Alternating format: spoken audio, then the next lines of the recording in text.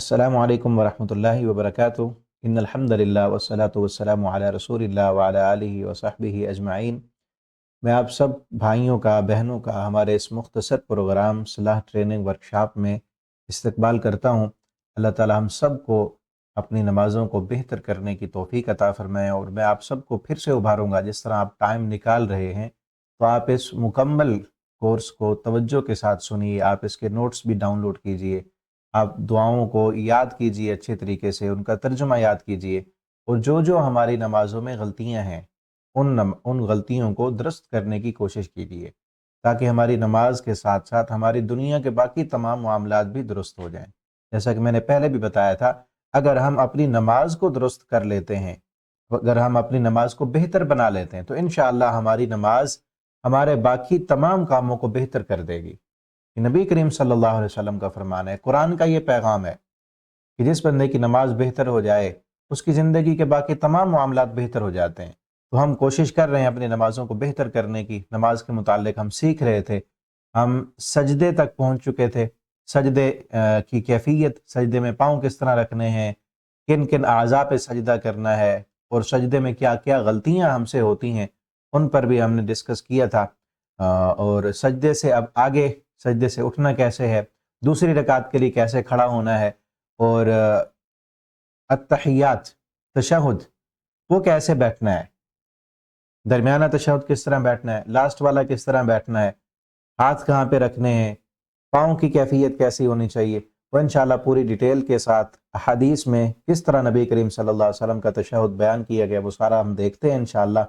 اور ہم دعا کرتے ہیں اللہ تعالی ہمیں وہ نماز پڑھنے کی توفیق دیں جو نماز پیارے پیغمبر صلی اللہ علیہ وسلم نے پڑھ کے دکھائی ہے ہمیں، اور ہمیں یہ حکم دیا ہے، صلو کما رأیتمونی اصلی، نماز ویسے پڑھو جس طرح تم نے مجھے نماز پڑھتے ہوئے دیکھا ہے۔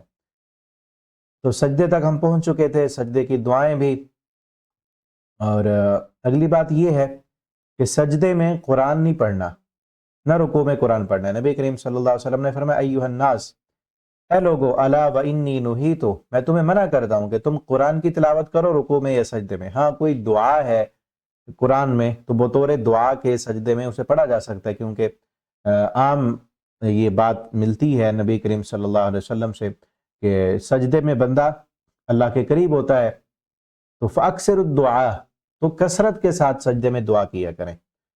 اور اب اگلی چیز، دو سجدوں کے درمیان کی جو دعا ہے، دو سجدوں کے درمیان بیٹھنا ہے۔ بعض کو دیکھا گیا ہے کہ دو سجدوں کے درمیان نہیں بیٹھتے، بہت ہی جلدی وہ ایک سجدے سے اٹھتے ہیں اور فوراً ہی اگلے سجدے کے لیے وہ چلے جاتے ہیں۔ دو سجدوں کے درمیان جو ہے بیٹھنا ہے اور دعا پڑھنی ہے۔ ان النبی صلی اللہ علیہ وسلم کان یقول بین السجدتین، سنن ابن ماجہ میں، سنن نسائی میں اور سنن ابی داؤد میں صحیح سند کے ساتھ یہ روایت موجود ہے۔ نبی کریم صلی اللہ علیہ وسلم دو سجدوں کے درمیان یہ دعا پڑھتے تھے، رب اغفر لی، رب اغفر لی۔ یہ دعا بھی آپ پڑھ سکتے ہیں۔ اور ایک اور دعا بھی ثابت ہے دو سجدوں کے درمیان، اللہم اغفر لی وارحمنی واہدنی وعافنی وارزقنی، یہ جو آپ کو بک سینڈ کی گئی ہے واٹس ایپ گروپ میں، تو اس میں بھی آپ کو یہ دعا ملے گی، اس کی رب اغفر لی وارحمنی، رب اغفر لی، اللہم اغفر لی وارحمنی واہدنی وعافنی وارزقنی۔ بعض روایات میں وجبرنی کے الفاظ بھی آتے ہیں، وہ صحیح سند سے ثابت نہیں ہے۔ یہ دعا بھی آپ یہاں سے یاد کر سکتے ہیں، اس کا ترجمہ بھی نیچے لکھا ہے، یہ بھی آپ اس بک سے جو ہے یاد کیجئے، ترجمہ بھی ساتھ یاد کیجئے۔ اس کے بعد دو سجدوں کے درمیان کا ایک بیٹھنا ہے، اور ایک ہے دو سجدوں کے بعد، دو سجدوں کے بعد، اسے جلسۃ الاستراحہ کہتے ہیں، اس میں بھی بیٹھنا ہے۔ سجدے کے بعد اٹھنے سے پہلے خاموشی سے ایک سجدہ کر کے بیٹھنا ہے، دعا پڑھنی ہے، پھر دوسرا سجدہ کرنا ہے۔ پھر اگر آپ پہلی رکعت میں ہیں تو آپ ڈائریکٹ دوسرے سجدے کے بعد کھڑے نہیں ہونا، بلکہ بیٹھنا ہے، بیٹھنا ہے پھر اٹھنا ہے، اس کو جلسہ استراحت بولتے ہیں۔ اور اس کی دلیل کیا ہے؟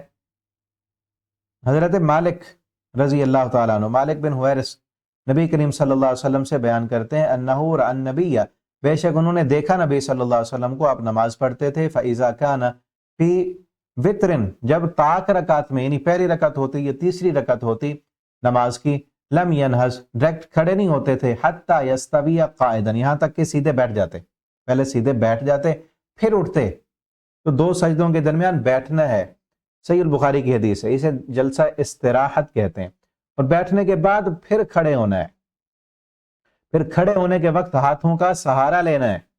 یہ بھی آپ صلی اللہ علیہ وسلم کی سنت ہے، آپ صلی اللہ علیہ وسلم کا طریقہ ہے۔ بعض لوگ یہ بھی کہتے ہیں کہ جی سہارا نہیں لینا، ہمیں چونکہ ضرورت نہیں ہے، ہم ڈائریکٹ کھڑے ہو سکتے ہیں۔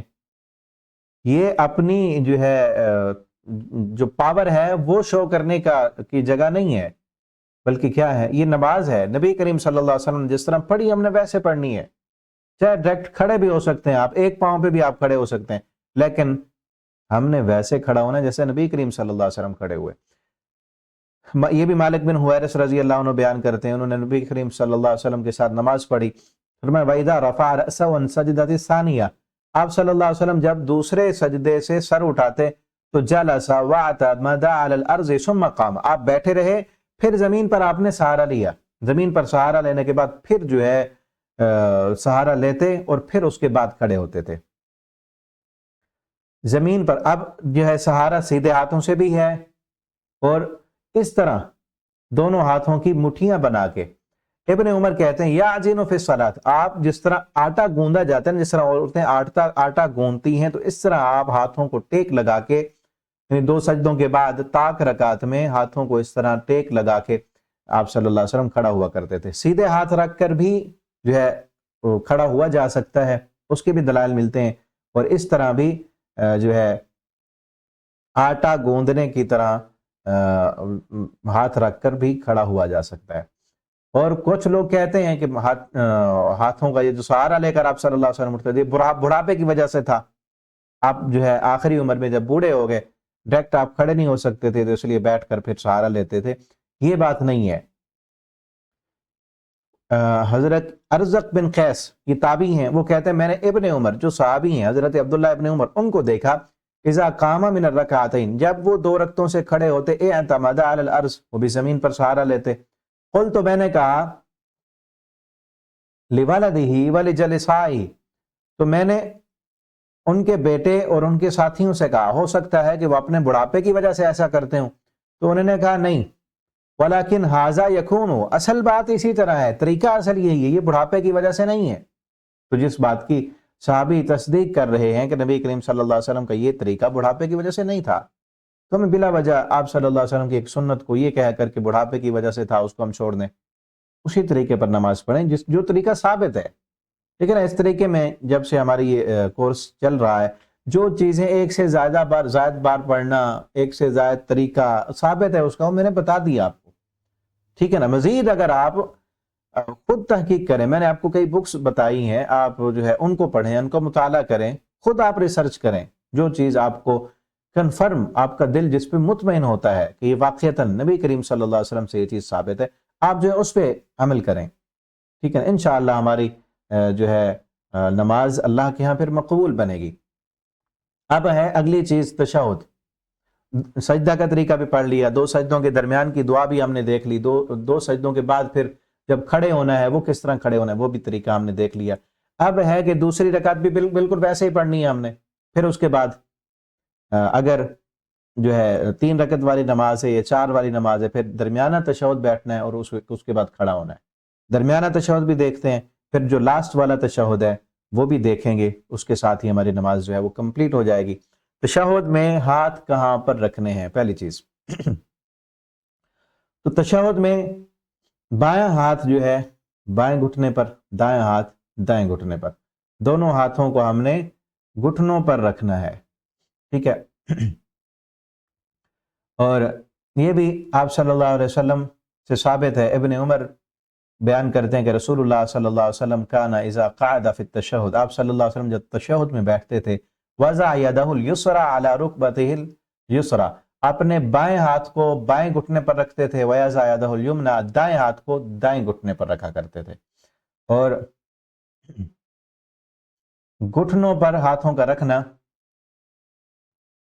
آپ صلی اللہ علیہ وسلم بائیں ہتھیلی اور بایاں گھٹنا، بائیں ہتھیلی کو بائیں گھٹنے پر رکھتے، اور یہ بھی ثابت ہے وضع کفہ الیمنی علی فخذہ الیمنی، آپ صلی اللہ علیہ وسلم ہاتھوں کو اپنی ران پر رکھتے تھے، گھٹنوں پر بھی رکھنا ثابت ہے، ران پر رکھنا بھی ثابت ہے۔ دائیں ہاتھ کو دائیں ران پر اور بائیں ہاتھ کو بائیں گھٹنے پر، یعنی بایاں ہاتھ ران پر اور دائیں ہاتھ کو گھٹنے پر۔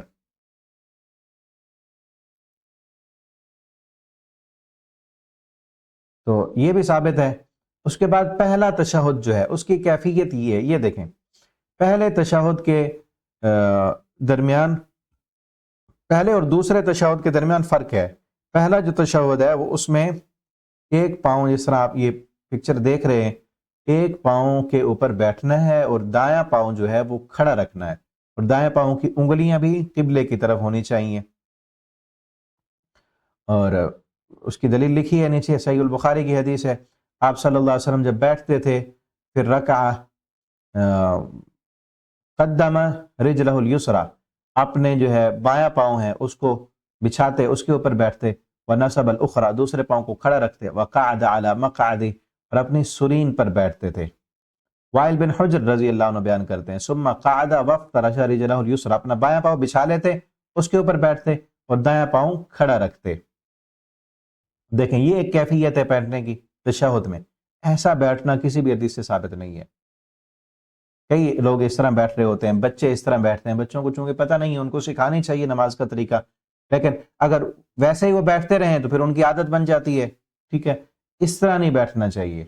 یہ پاؤں، بعض لوگ ایک پاؤں کے اوپر دوسرا پاؤں رکھ کر اس طرح بھی بیٹھتے ہیں، یہ نہیں بیٹھنا چاہیے۔ اور اگلی چیز یہ ہے کہ تشہد میں انگلیوں کو، ہاتھوں کو کہاں رکھنا چاہیے اور ہاتھوں کی انگلیاں کیسے ہونی چاہیے۔ آپ صلی اللہ علیہ وسلم قبض اصابعہ کلہا، اپنی ساری انگلیوں کو بند رکھتے، واشار باصبعہ التی تلی الابہام، اور اس انگلی کے ساتھ جو اس ابہام انگوٹھے کے ساتھ ہے اس کے ساتھ اشارہ کرتے تھے، اس انگلی کے ساتھ اشارہ کرتے اور باقی انگلیوں کو بند رکھتے۔ یہ بھی ثابت ہے، یہ دیکھیں اس طرح باقی انگلیاں بند رکھنی ہیں اور اس ایک انگلی کے ساتھ جو ہے وہ اشارہ کرنا ہے۔ یہ بھی آپ صلی اللہ علیہ وسلم کا طریقہ ہے، یہ ثابت ہے، اس طرح بند ہوں گی اور اس ایک جو ہے شہادت والی انگلی، اس کے ساتھ ہم نے اشارہ کرنا ہے۔ وَأَشَارَ بِإِصْبَعِ السَّبَابَةِ، سبابہ اس شہادت والی انگلی کو کہتے ہیں، اس انگلی کے ساتھ آپ صلی اللہ علیہ وسلم اشارہ کرتے۔ وَوَضَعَ إِبْهَامَهُ عَلَى إِصْبَعِهِ الْوُسْطَى، اور اپنا انگوٹھا جو ہے وہ درمیان والی انگلی پہ رکھتے، ایسے انگوٹھا درمیان والی انگلی پہ اس طرح، اور اس انگلی کے ساتھ اشارہ کرتے تھے، جس طرح یہ آپ پکچر بھی دیکھ رہے ہیں، ٹھیک ہے۔ وَيُلُمَّ كَفَّهُ الْيُسْرَى رُكْبَتِي، اور اپنی جو ہے بائیں ہتھیلی کو تھوڑا سا نیچے کر لیتے، گھٹنے پر رکھتے، اور یہ طریقہ بھی ثابت ہے۔ وَقَعَدَ ثَلَاثًا وَخَمْسِينَ وَأَشَارَ بِإِصْبَعِهِ، آپ 53 کی شکل بنا لیتے۔ عربی میں نا گنتی جو ہے اس کا انگلیوں سے، ہاتھوں سے بھی پوری کی پوری گنتی وہ بتا دیا کرتے ہیں۔ اب 5 کی جو شکل ہے، اب یہ اس میں بھی دیکھ رہے ہیں، یہ 5 ہے، یہ 5 ہے اور یہ 3 ہے۔ آپ صلی اللہ علیہ وسلم 53 کا اشارہ بناتے، یعنی یہ جو ہے نا اس کو اگر بنا لیں، اس کی شکل یہ سیدھا، یہ 5 کی طرح بنتا ہے، اور یہ جو ہے یہ 3 ہے، اس طرح یہ 5 ہو گیا اور یہ باقی 3 ہو گئے، یہ 3 اور یہ 5، اس طرح کا آپ صلی اللہ علیہ وسلم اشارہ بنا لیتے، 53 کی شکل بنا لیتے اس طرح۔ یہ دیکھ رہے ہیں، یہ نیچے جو انگلی درمیان والی انگلی انگوٹھے کے ساتھ لگی ہے، اس کے ساتھ یہ 5 ہیں اور باقی 3، اس طرح رکھنا بھی ثابت ہے، اور اس ایک شہادت والی انگلی کے ساتھ اشارہ کرنا ہے۔ وَأَشَارَ بِإِصْبَعِهِ السَّبَابَةِ، اور اپنی شہادت والی انگلی کے ساتھ اشارہ کرتے۔ یہ اشارہ بھی کرنا ثابت ہے، اور اس انگلی کو حرکت دینا، اس کو ہلکی سی حرکت دینا بھی ثابت ہے۔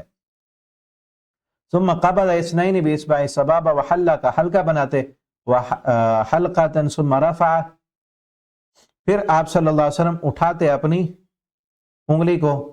فرأیتہ، صحابی کہتے ہیں وائل ابن حجر رضی اللہ تعالیٰ عنہ فرماتے میں دیکھ رہا تھا، یحرکھا، آپ صلی اللہ علیہ وسلم اس انگلی کے ساتھ اس کو حرکت دیتے تھے، وَيَدْعُو بِهَا، اور اس کے ساتھ دعا کرتے تھے، دعا بھی آپ کر رہے نہیں، تشہد کی جو دعا ہے وہ بھی پڑھ رہے تھے اور حرکت بھی دے رہے تھے۔ اب اس انگلی کو حرکت دینا ثابت ہے، اس کے ساتھ اشارہ کرنا ثابت ہے، لیکن یہ پورے تشہد میں جو ہے صرف اشہد اللہ الہ پر انگلی کو اٹھانا اور پھر رکھ دینا، یہ ثابت نہیں ہے۔ ہمارے اکثر ساتھی جو ہے وہ ایسے ہی کرتے ہیں، شہادت پر جب پہنچتے ہیں اشہد اللہ الہ الا اللہ پر، اس وقت اٹھاتے ہیں اس انگلی کو پھر رکھ دیتے ہیں، ایسے کرنا ثابت نہیں ہے. ہاں اشارہ بھی ثابت ہے. اشارہ بعض کہتے ہیں کہ ایسے ہوتا ہے, بعض کہتے ہیں یہ بھی اشارہ ہے. تو حرکت دینا, بندہ پورے تشہد میں تھوڑی دیر حرکت دے لے, تھوڑی سی عمل ہو جائے گا حدیث پہ.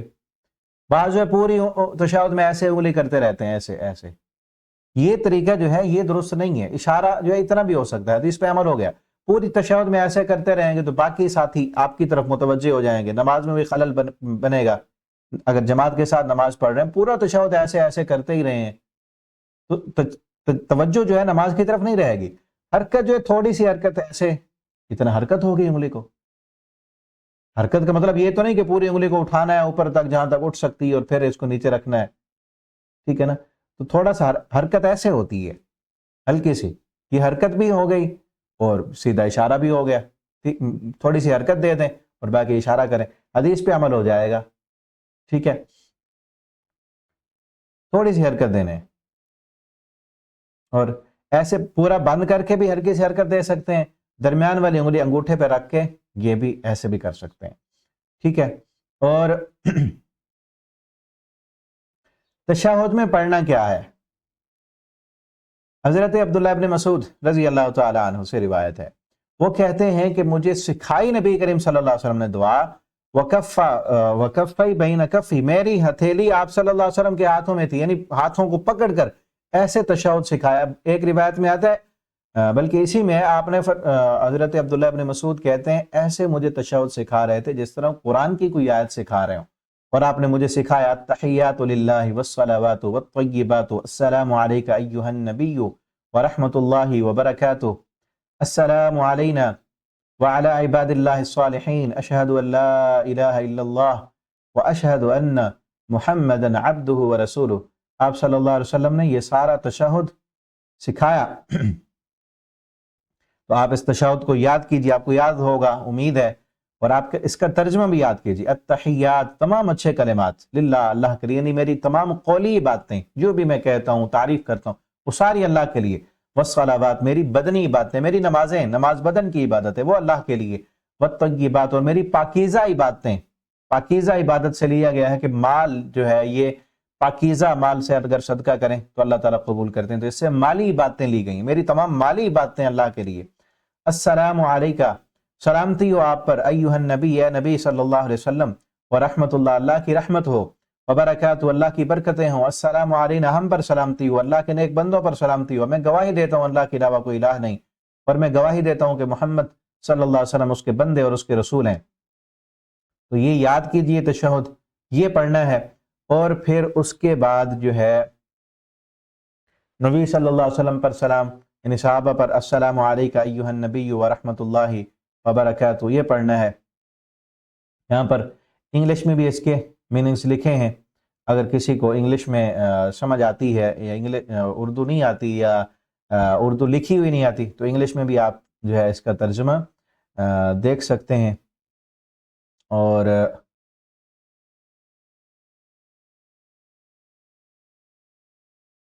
اس کے بعد جب 2 رکعتیں پڑھنے کے بعد, ہاں دوسرے جو پہلا تشہد ہے, یعنی آپ 3 رکعت والی نماز پڑھ رہے ہیں یا 4 والی, اس پہلے تشہد میں درود شریف, درود ابراہیمی جو ہے وہ بھی ملایا جا سکتا ہے, ٹھیک ہے.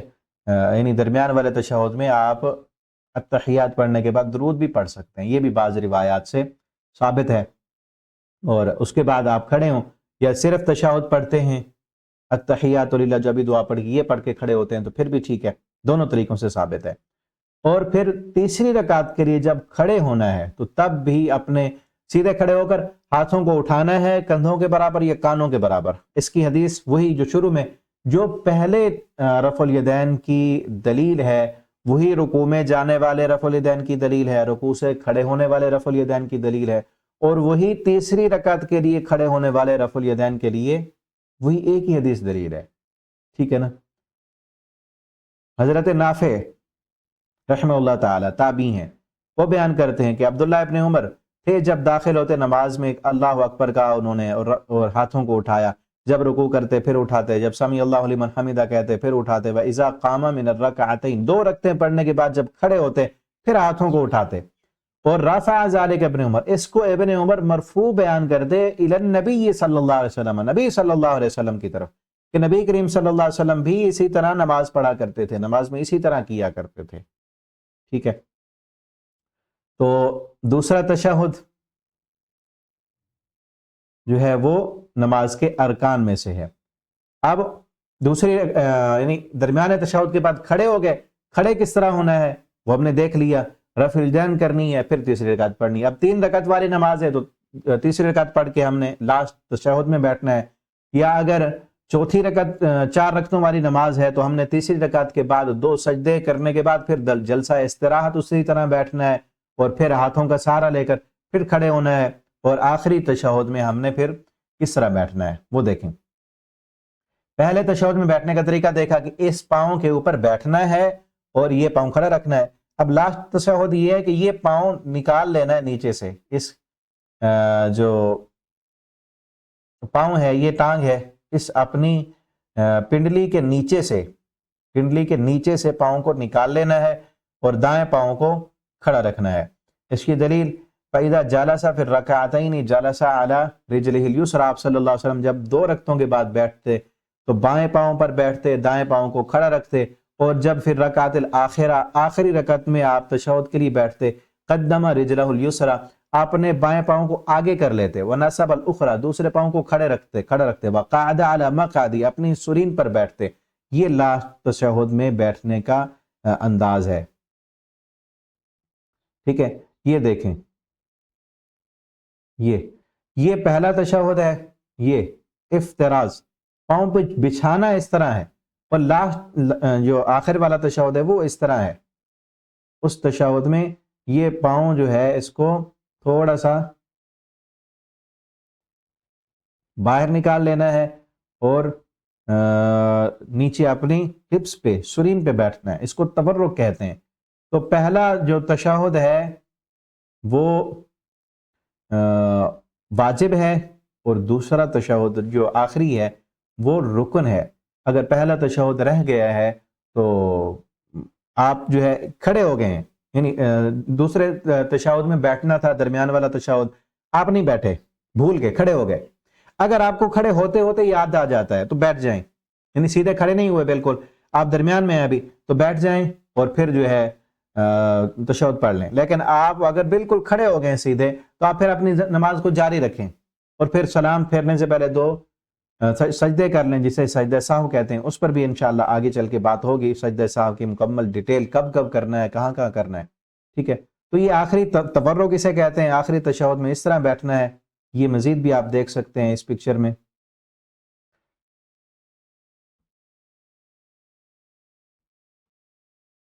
کہ پاؤں یہاں تھوڑے سے، کیونکہ پکچر آپ کو صحیح سے نظر نہیں آ رہی ہے اس کو.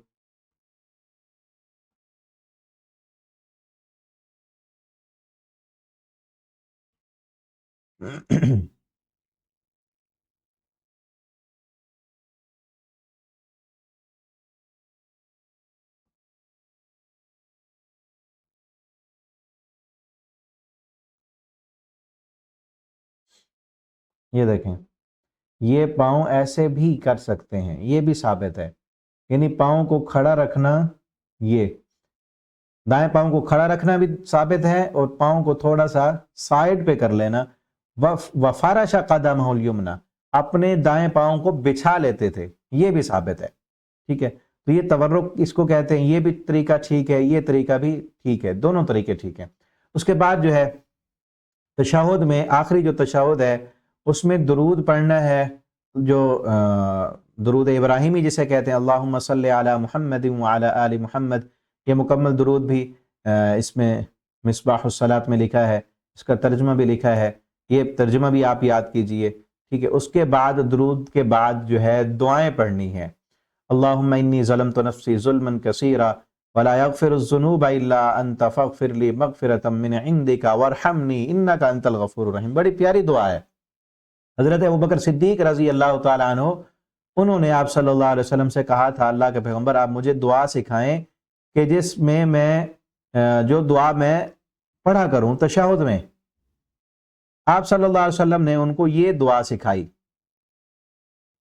یہ دعا، اللہم انی ظلمت نفسی، اے اللہ بے شک میں نے ظلم کیا اپنی جان پر، بہت زیادہ ظلم.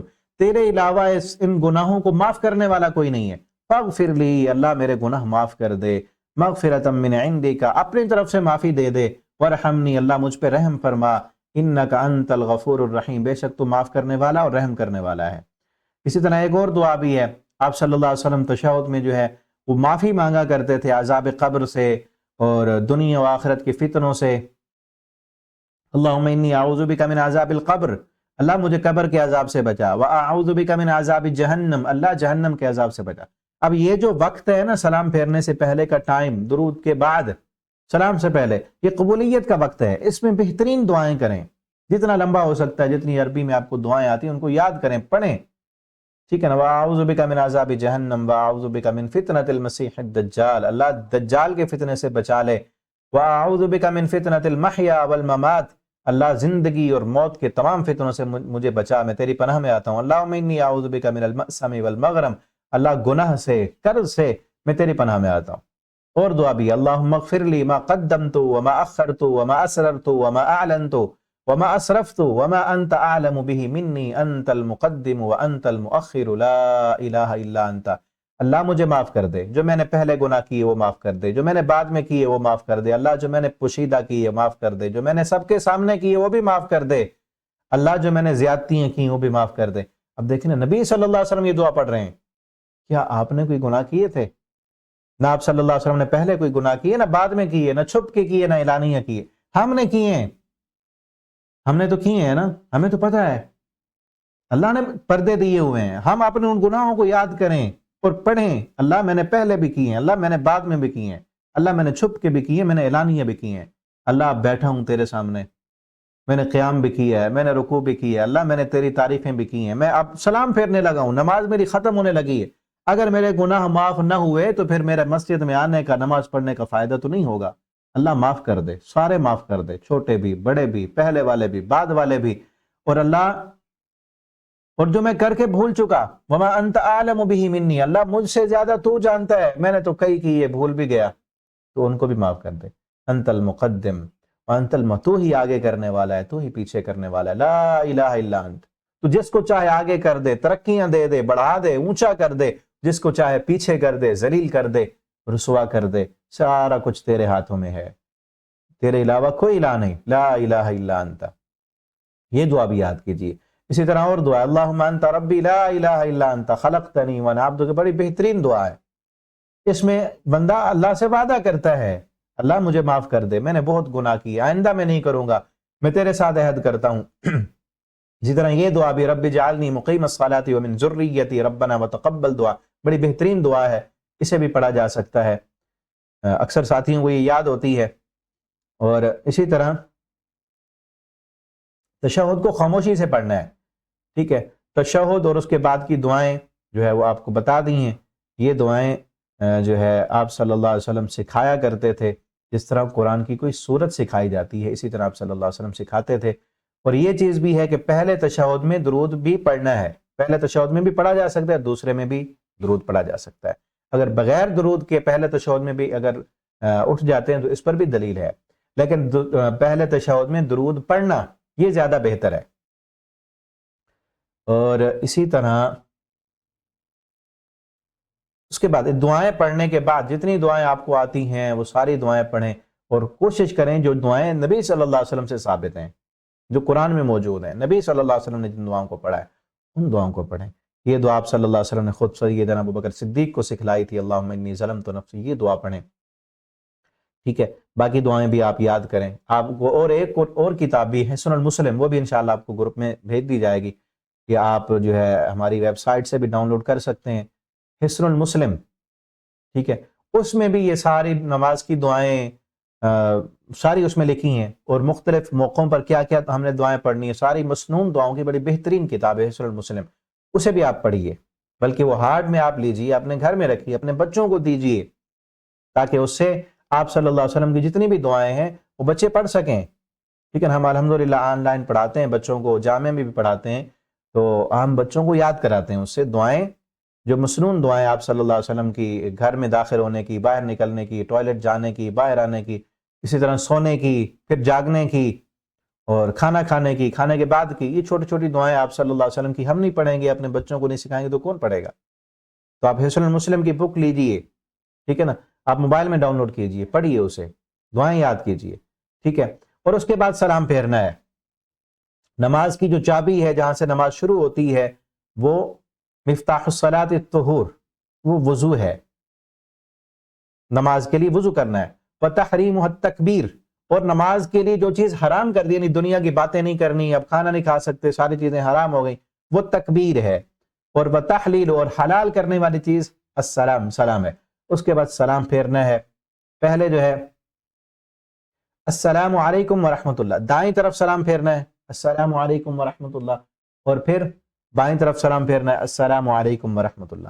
ان نبی صلی اللہ علیہ وسلم کان یسلم عن یمینی، دائیں جانب سلام پھیرتے تھے، وعن شمالی، و بائیں جانب، حتی یرا بیاض خدی، آپ کے رخسار جو ہیں، رخساروں کی سفیدی پیچھے بیٹھا ہوا بندہ دیکھ لیتا۔ لیکن اتنا اگر ہم چہرہ اتنا پھیر لیں، تھوڑا سا اتنا سا پھیر لیں، اس سے پچھلے بندے کو یہ والی سفیدی تو نظر نہیں آئے گی، یعنی پوری طرح ایسے آپ صلی اللہ علیہ وسلم چہرے کو پھیرا کرتے تھے، یہ کندھے کے برابر ہو گیا۔ اب پیچھے والے بندے کو یہ جو ہے رخسار، اس کی سفیدی نظر آ جائے گی، ٹھیک ہے نا۔ تو پورا آپ صلی اللہ علیہ وسلم ایسے سلام پھیرتے، السلام علیکم ورحمۃ اللہ، السلام علیکم ورحمۃ اللہ، ٹھیک ہے۔ اسی طرح ایک اور روایت میں بھی ہے، آپ صلی اللہ علیہ وسلم تھے سلام پھیرتے تھے دائیں جانب، السلام علیکم ورحمۃ اللہ وبرکاتہ، یہ بھی لفظ ہے وبرکاتہ کے، اور بائیں جانبی السلام علیکم ورحمۃ اللہ، یہ بھی ثابت ہے۔ لیکن زیادہ تر عمل جو ہے وہ کیا ہے؟ السلام علیکم ورحمۃ اللہ، السلام علیکم ورحمۃ اللہ، اس پر تو دائیں طرف السلام علیکم ورحمۃ اللہ، یہ بھی ثابت ہے، السلام علیکم ورحمۃ اللہ وبرکاتہ، یہ بھی ثابت ہے، السلام علیکم، تینوں طریقے ثابت ہیں، تینوں طرح سے حدیث میں موجود ہے، ٹھیک ہے۔ لیکن زیادہ تر عمل السلام علیکم ورحمۃ اللہ، اس پر کیا جاتا ہے۔ اور بائیں جانب جو ہے السلام علیکم ورحمۃ اللہ، یہ طریقہ ہے، السلام علیکم ورحمۃ اللہ، یہ طریقہ ہے، ٹھیک ہے۔ یعنی دائیں طرف تین طرح سے ثابت ہے، اور بائیں طرف صرف السلام علیکم ورحمۃ اللہ، یہ ثابت ہے احادیث سے، ٹھیک ہے۔ اب ایک بار پھر ہمارا یہ نماز مکمل ہو گئی، نماز کے بعد کے اذکار اور سجدہ سہو، غلطیاں، اس پر ہم اگلے لیکچر میں انشاءاللہ گفتگو کریں گے۔ لیکن ہم پھر سے جو ہے دیکھ لیں، جو 12 ارکان ہم نے پڑھے ہیں ان کو ریپیٹ کر لیں، وہ سارے کے سارے ہم نے پڑھ لیے ہیں، وہ ذہن میں رکھیں کہ کیا کیا ہمارے ارکان ہم نے نماز میں دیکھے تھے۔ نمبر 1 قیام، نمبر 2 تکبیر، نمبر 3 سورہ فاتحہ کی تلاوت کرنا، نمبر 4 رکوع کرنا، 5 اطمینان کے ساتھ رکوع کرنا، رکوع کے بعد اطمینان کے ساتھ کھڑے ہونا، سجدہ کرنا، اور سجدے سے 2 سجدوں کے درمیان میں بیٹھنا اور سجدے کرنا، اور رکوع سے اٹھ کر پھر سیدھے کھڑے ہونا، آخری تشہد میں بیٹھنا، اور آخری تشہد کی تلاوت کرنا، اور پہلا سلام پھیرنا، اور ان تمام ارکان کو ترتیب کے ساتھ کرنا، تمام ارکان کو ترتیب کے ساتھ، جس ترتیب کے ساتھ ہم نے پڑھے ہیں، یہ لکھے ہیں، جس ترتیب کے ساتھ آپ صلی اللہ علیہ وسلم نے کی ہے، اسی ترتیب کے ساتھ کرنا ان کو، یہ بھی نماز کا حصہ ہے۔ تو انشاءاللہ آج کی اس ایپیسوڈ کا یہیں پہ اختتام کرتے ہیں، آگے انشاءاللہ ہم اگلے لیکچر میں پڑھیں گے۔ اللہ تعالی ہمیں اپنی نمازوں کو بہتر کرنے کی توفیق دیں۔ آپ کو پھر سے میں ریکویسٹ کروں گا کہ آپ ان لیکچرز کو جس طرح آپ نے خود سنا ہے، آگے دوستوں تک بھی شیئر کریں، اپنے بچوں کو سکھائیں، آپ نوٹس ڈاؤن لوڈ کریں، آپ دعاؤں کو یاد کریں، پڑھیں، اور اس کا امتحان بھی دیں۔ اللہ تعالی ہماری نمازوں کو ہمیں بہتر کرنے کی توفیق عطا فرمائے۔ والسلام علیکم ورحمۃ اللہ وبرکاتہ۔